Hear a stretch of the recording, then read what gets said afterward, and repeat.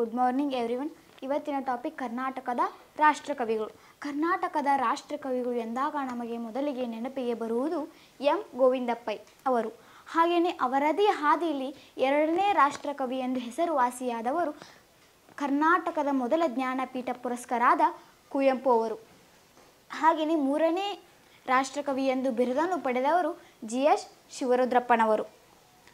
ಹಾಗಾದರೆ ಬನ್ನಿ ವಿದ್ಯಾರ್ಥಿಗಳೇ, ಇವತ್ತಿನ ದಿನ ನಾವು ಕರ್ನಾಟಕದ 3 ಜನ ರಾಷ್ಟ್ರಕವಿಗಳಲ್ಲಿ ಎಂ ಗೋವಿಂದಪ್ಪೈ ಅವರ ಬಗ್ಗೆ ತಿಳಿದುಕೊಳ್ಳೋಣ.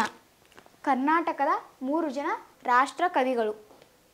ಮೊದಲಿಗೆ ಎಂ ಗೋವಿಂದಪ್ಪೈ ಅವರು. ಎರಡನೇ ರಾಷ್ಟ್ರಕವಿ ಕುವೆಂಪು. ಮೂರನೇ ರಾಷ್ಟ್ರಕವಿ GS ಶಿವರುದ್ರಪ್ಪನವರು. ಇದರಲ್ಲಿ ಎಂ ಗೋವಿಂದಪ್ಪೈ ಅವರ ಪೂರ್ಣ ಹೆಸರು ಮಂಜೇಶ್ವರ ಗೋವಿಂದಪ್ಪೈ. ಮಂಜೇಶ್ವರ ಗೋವಿಂದಪ್ಪೈ ಅವರ ಜನನ 23 ಮಾರ್ಚ್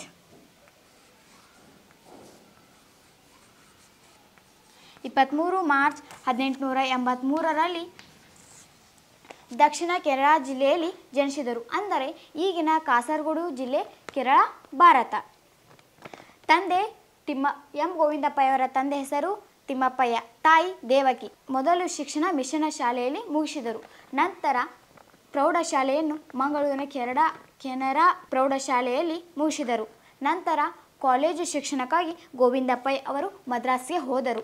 ಅವರು ತಮ್ಮ ತಂದೆಯ ಹಠಾತ್ ಮರಣದಿಂದ ಹಿಂತಿರುಗಬೇಕಾಯಿತು.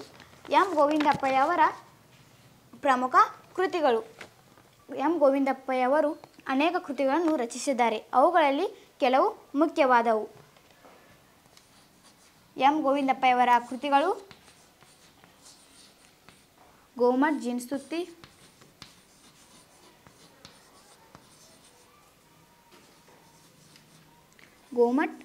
ಜಿನ್ಸುತ್ತಿ, ನಂದಾದೀಪ,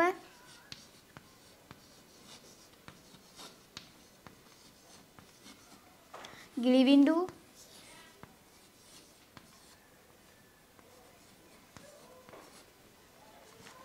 ವೈಶಾಖ,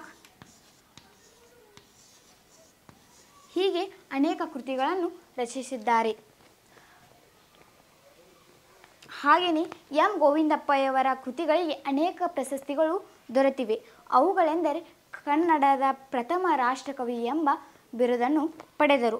ಈ ಒಂದು ಕಾರ್ಯಕ್ರಮವನ್ನು ಧರ್ಮಸ್ಥಳದಲ್ಲಿ ನಡೆಸಲಾಯಿತು. 1950ರಲ್ಲಿ 34ನೇ ಕನ್ನಡ ಸಾಹಿತ್ಯ ಸಮ್ಮೇಳನದ ಅಧ್ಯಕ್ಷರಾಗಿ ಆಯ್ಕೆಯಾಗಿದ್ದವರು ಗೋವಿಂದಪ್ಪೈ. ನಿಧನ: ಎಂ